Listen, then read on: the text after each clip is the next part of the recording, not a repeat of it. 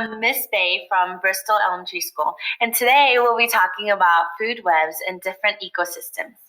It is important for us all to keep in mind that all life on Earth is interconnected, and even one small change can affect other organisms in big ways.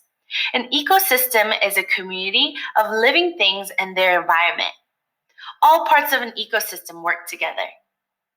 Let's look at some of the organisms found in a pond ecosystem. We have marsh plants, insects, mice, fish, frogs, snakes, and predatory birds. The sun gives energy to the marsh plants. The plants are then eaten by insects and mice. Those insects become food for the frogs and fish. Snakes eat mice and frogs, and birds such as hawks will eat mice, snakes, and fish. So now you can see how all of these organisms are connected. This connection is called a food web. What do you think would happen to the ecosystem if all of the frogs disappeared? Without the frogs to help eat the insect population would increase. Also, snakes would have to rely on their other food sources. Therefore, the population of mice would then decrease. The hawks would also be affected.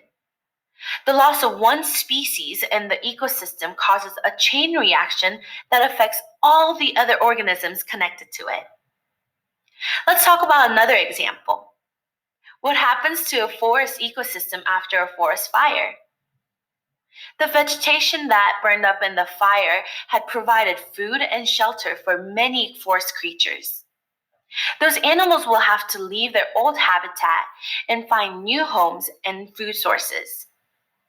The areas the animals move to may then become overcrowded, causing food shortages. The introduction of more small animals in the area will provide extra food for larger predatory animals, and their populations may increase. This is just an example of a few of the numerous changes which can take place in the forest ecosystem after a fire. So today we discovered how all living things are dependent on other living things. When there is a change in one part of a food web, it affects other areas. Here's something you can do to better understand food webs. Take or draw pictures of plants and animals that live near you, and then organize them into a food web. Think about what would happen if one of those organisms were to disappear. Happy observing!